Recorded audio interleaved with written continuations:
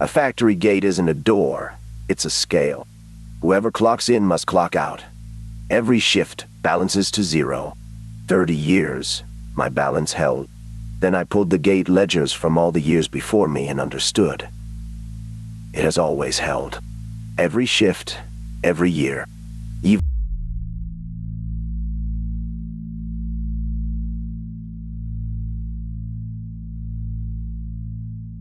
Report number 29.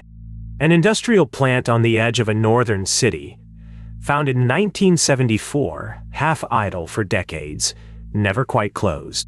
Its gatehouse runs 2 systems side by side, the electronic pass readers and the original steel turnstile they never remove.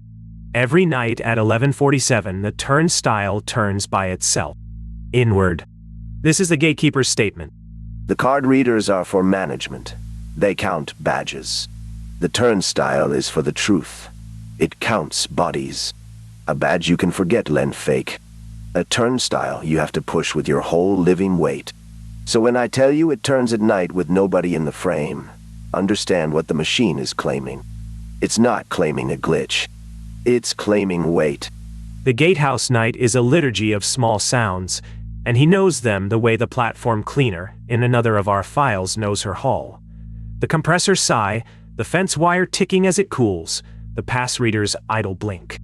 At 11:47, into that liturgy, comes the turnstile. One full turn, the ratchet counting its 4 heavy clicks, the sound of a person passing through steel. Inward. The electronic system records nothing. No badge, no alarm, no camera event. The frame on every recording is empty. At 7:12 in the morning, the same 4 clicks. Outward. He inherited the schedule the way everything in this archive is inherited, without explanation, as a rhythm the previous man's silence had taught him to expect. And the mechanical counter, the brass drum odometer, sealed into the turnstile's base since 1974, tells the long version. Half a century of revolutions, inward and outward, and the 2 totals. He has done this arithmetic many times, always hoping for a different answer. Agree. To the single turn. Whatever clocks in, clocks out. The scale balances. It has always balanced.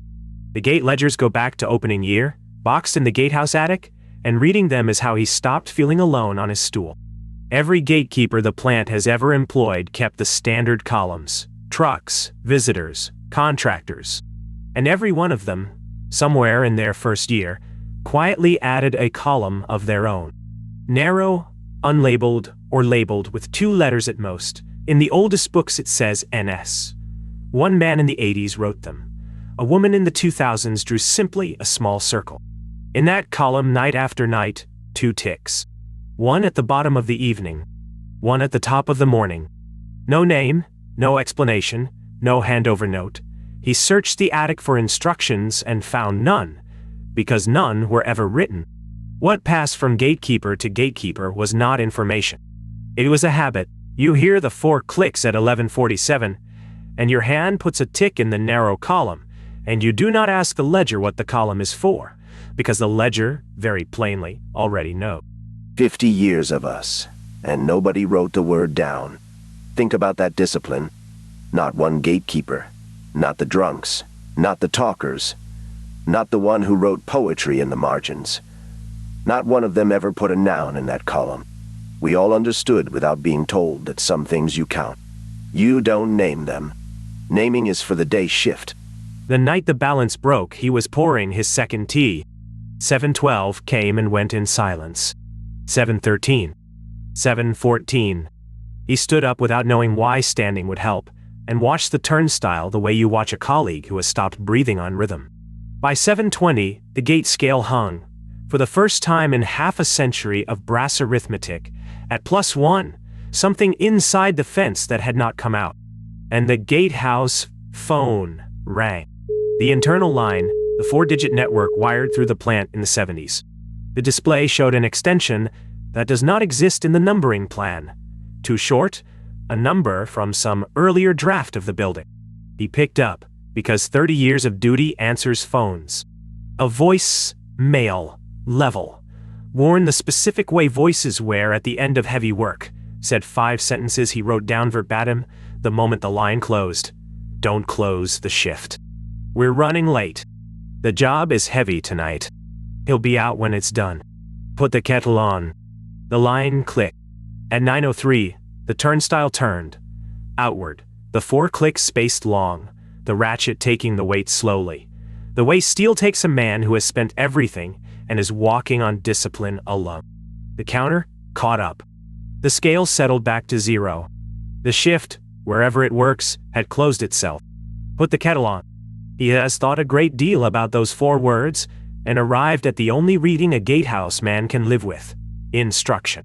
Since that morning, at 7:05, he sets a glass of tea, hot, sweet, in the metal holder his own father used at his own plant, on the windowsill beside the turnstile, and goes back to his stool, and does not watch. By 7:15, the glass is empty. Every shift. Washed once. He found it rinsed and set upside down, and admits he sat with that for a while.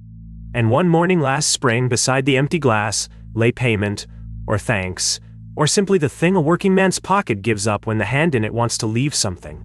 An M12 nut, ordinary plant hardware, except polished. Mirror bright on every flat, the way steel gets when fingers have turned it over, absently for years. Decades of someone's thinking, wore into a piece of the plant, left by the teeth. He keeps it on his keyring. It is, he says, the only performance review he has ever respected. Everyone who hears this asks who walks through my gate. Wrong question. 30 years I've known better than to ask it. Here's the right one, the one I drink my own tea over. A gate is a line between 2 territories. City on my side, and on the other side of my turnstile, past midnight. What territory have I been letting them into every night with my little tick in the narrow column? My scale balances. I've just never been sure which side of it I'm standing on. The exhibit.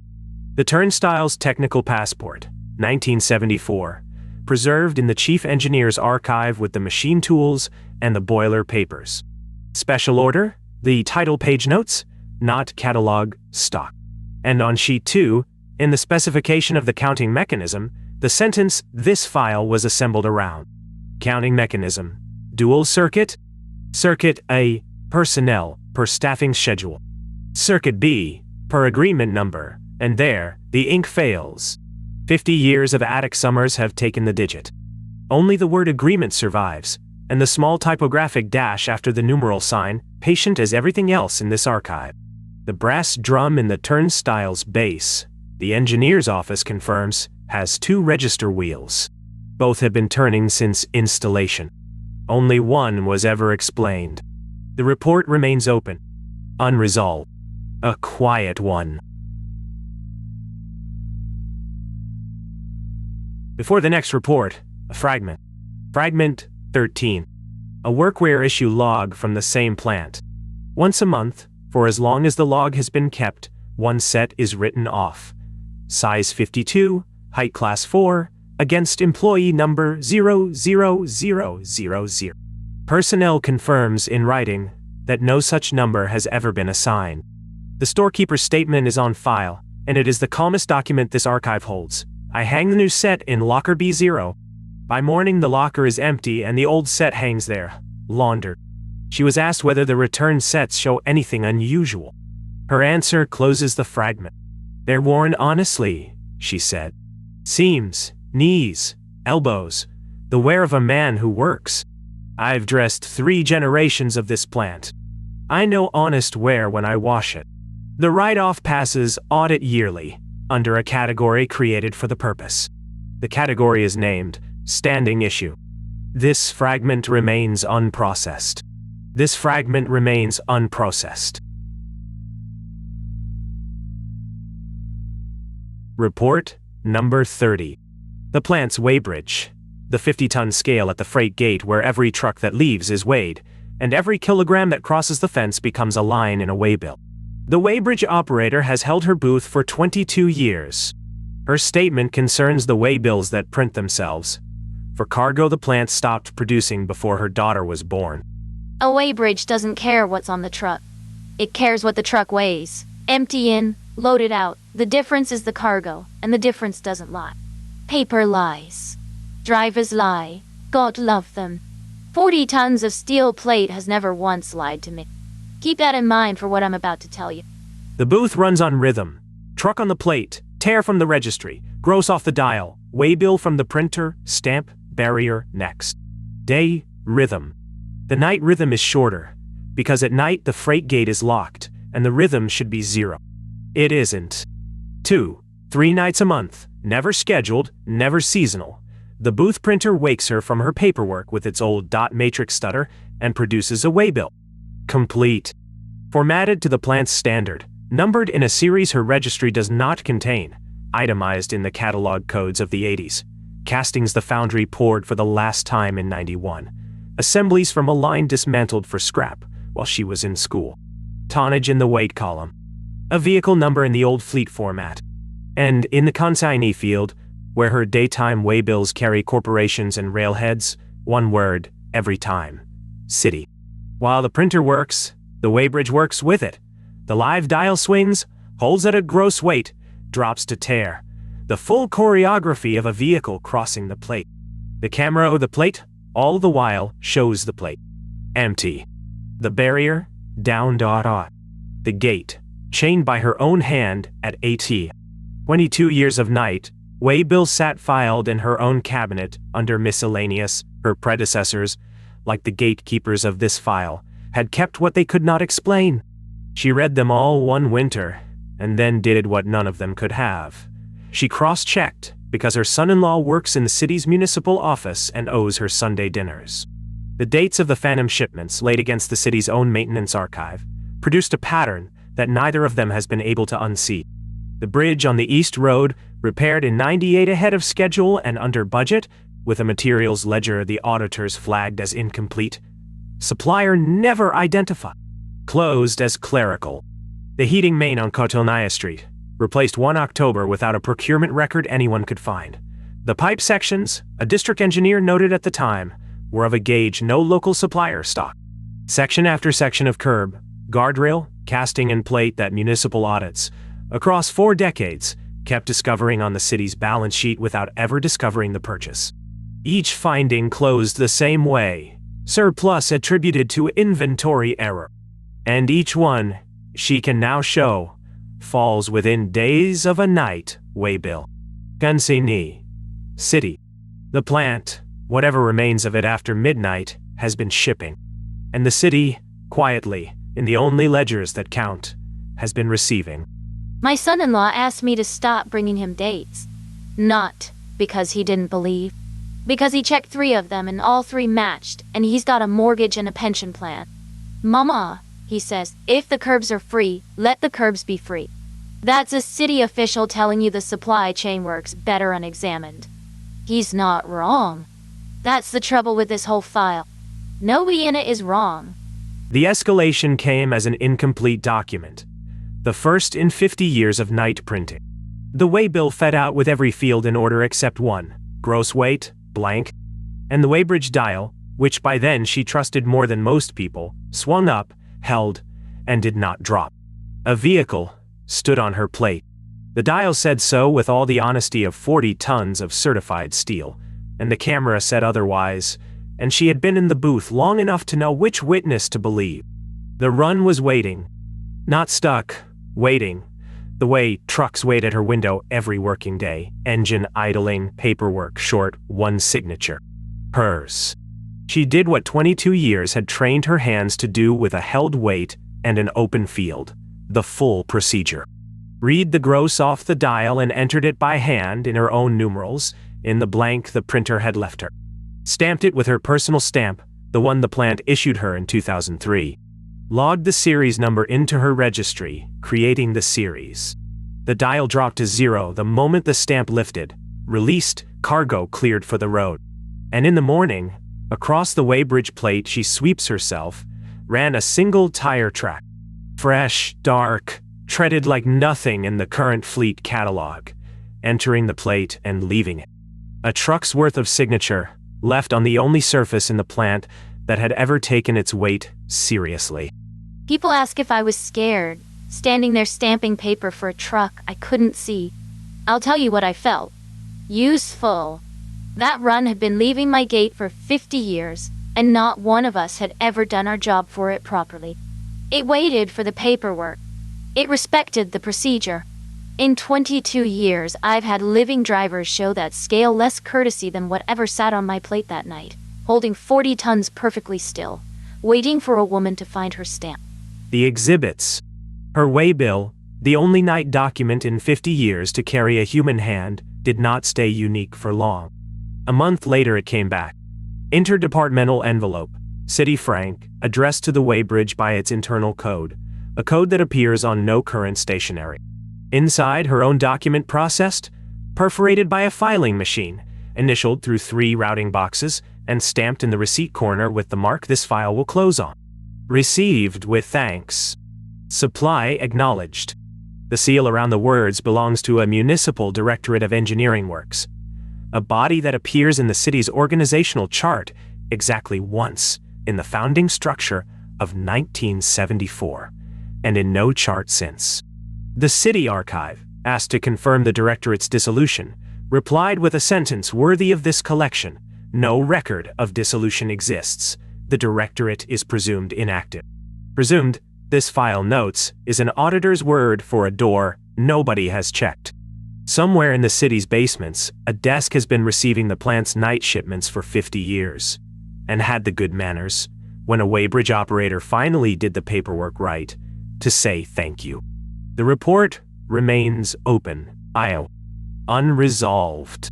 A quiet one. 2 reports remain. You have seen who clocks in, and you have seen what ships. What follows is the management of it, because a shift, even that one, answers to a plan. And a plan, this file will show, answers back. Report number 31. Filed by the plant's production dispatcher, the man who drafts the daily plan, what the shops will make tomorrow, in what quantity, by what hour. Every morning at 6, a shift report appears in the operations folder, filed by a foreman the payroll has never carried, for a crew the schedule has never listed. Shift B. The report's output figures match the next day's plan. The plan that has not been written yet. A shift report looks backward. Here's what we made. Here's what broke. Sign here. A plan looks forward. Those are the 2 directions of factory paperwork, and they never touch, because time runs one way. That's the whole system. So when a report starts agreeing with plans I haven't drafted, one of us is facing the wrong direction. I spent a year assuming it was me. The operations folder is the plant's morning liturgy. Shop reports land between 5 and 6. The dispatcher reconciles them, drafts the day, prints the plan. The report of Shift B arrives among the others, punctually at 6:00, never early, never late, and it is, he once noted, the best-kept document in the folder. Standard form, every field completed, output by item and tonnage, equipment hours, downtime with cause codes, materials drawn against stores. Incidents? None. 5 decades of none in the archived copies, which go back further than the folder, further than the network, into carbon paper binders in the basement where the same form arrives in typescript, then in fountain pen. The IT department, asked once to trace the file, produced findings, and then produced a request never to be asked again, created locally from a terminal inside the dispatch office under a user account that exists in no directory, an account whose name is a 4-digit employee number. The number, personnel confirms, has never been issued. The number, this file notes, has appeared before, on a workwear log, 3 exhibits ago. Somebody dresses for this job. Somebody also does its paperwork. The discovery that broke his year of assumptions was clerical, as everything in this archive is. Reconciling a Tuesday, he noticed the Shift B report claimed output of an assembly he had not yet scheduled, was not going to schedule until Thursday, pending a materials confirmation that arrived, in fact, Wednesday night. The report had built Thursday's plan on Tuesday morning. He ran the archive backward and found the pattern entire. Shift B does not report what was made. It reports what will be planned, item for item, tonnage for tonnage, his own future signatures worth of decisions, filed before he makes them. He took it, carefully, to the senior planner. 39 years in the office. A woman who has outlasted 4 directors and 2 economic systems. She listened, nodded, and said the sentence that reorganized his understanding of the building. Yes, dear. We always check against the night report. Always. She inherited the practice from her predecessor, who inherited it in turn. It appears in no regulation, no job description, no quality manual.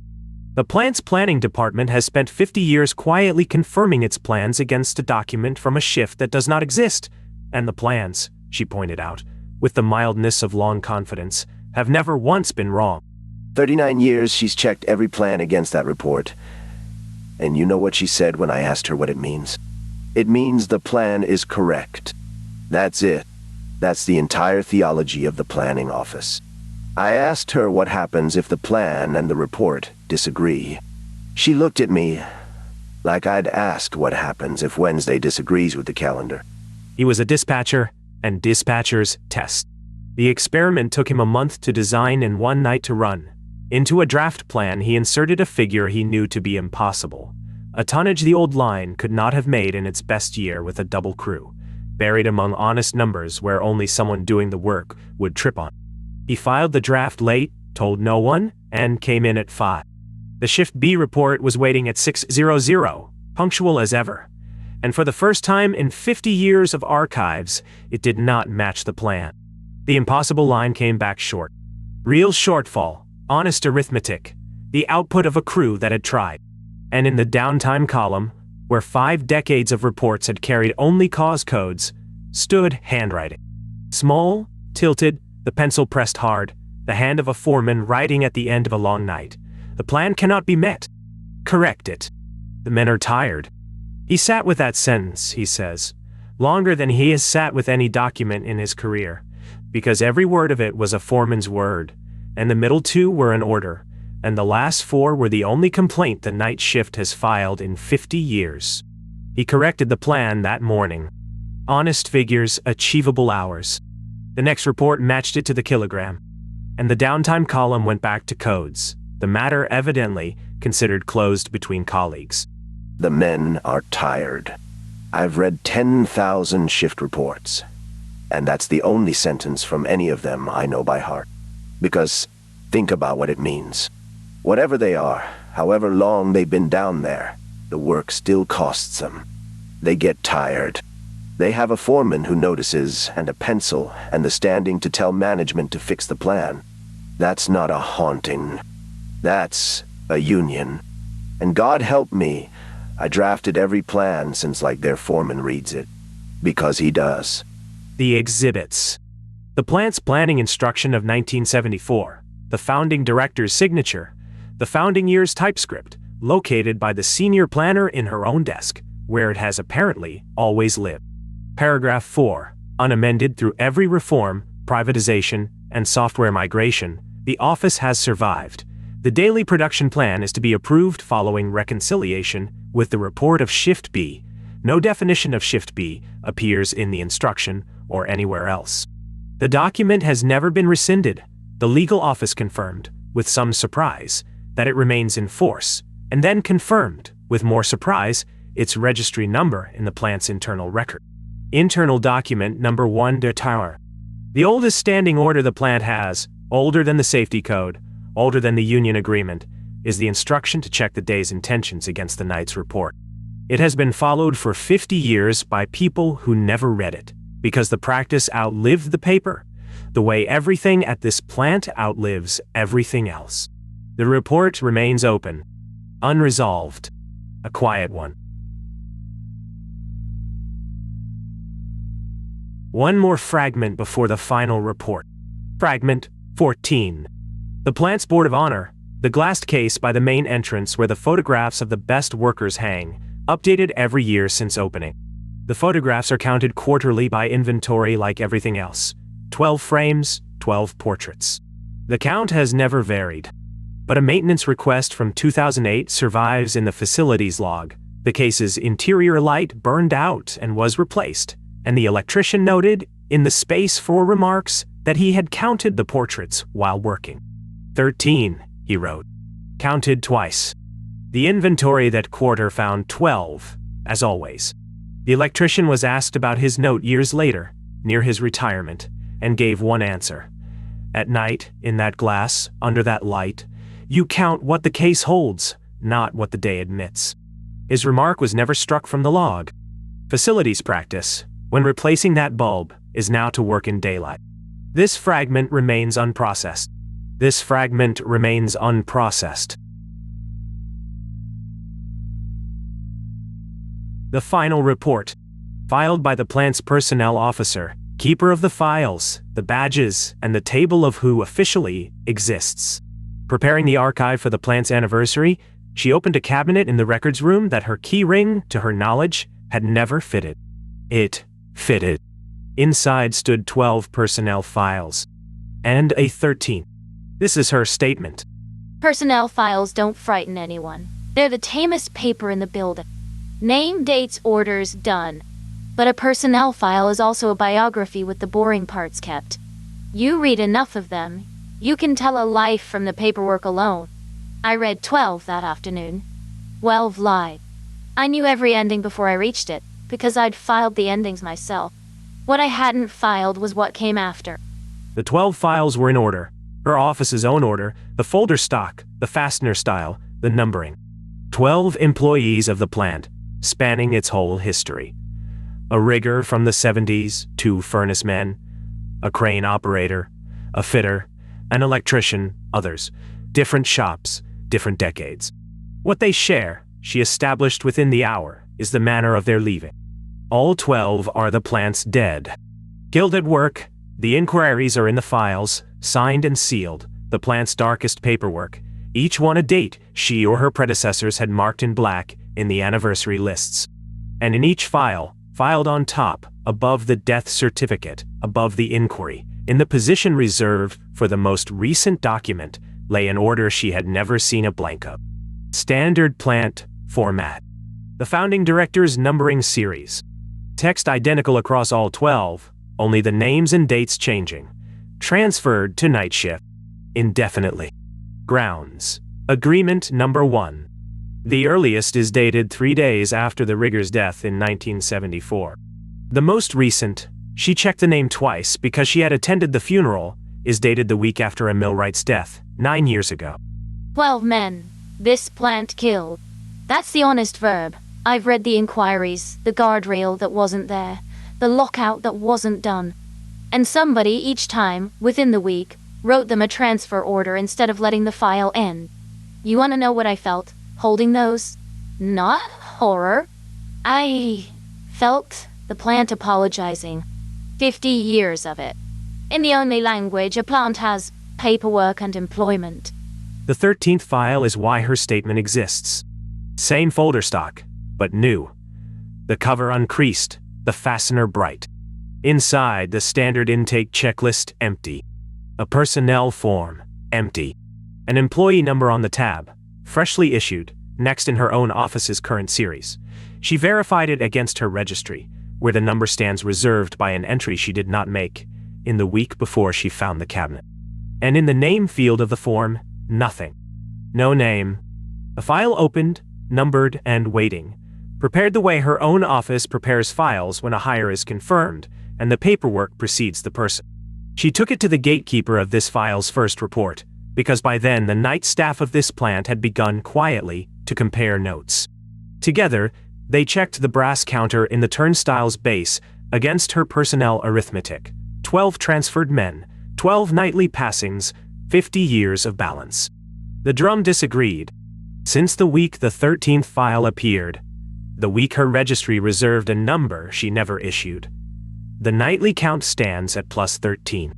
13 in, 13 out. The shift, somewhere below the plan and the payroll, has already set a place. An empty file isn't a threat. I want to be fair to it. Nothing about it threatened anyone. It's a vacancy. Prepared properly, numbered properly, waiting the way good personnel work always waits, a little ahead of the need.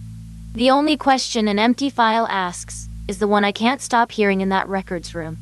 Who's it for?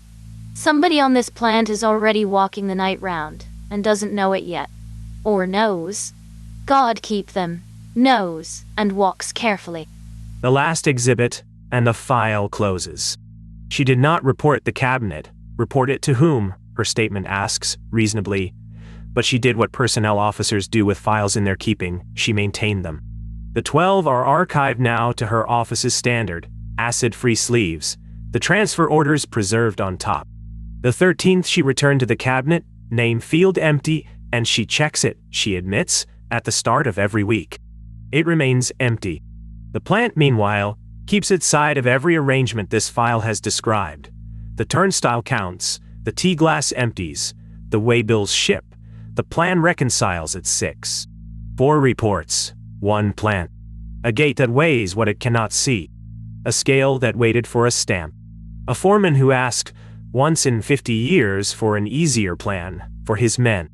And a personnel office holding 1 open vacancy for a shift that has never once in half a century missed a night's work. This archive does not know what the night shift makes. It notes only that the city stands on some of it. All 4 reports remain open, unresolved, and quiet ones. The whole file, quiet ones. Good night from the quiet report. The night shift is fully staffed. For now.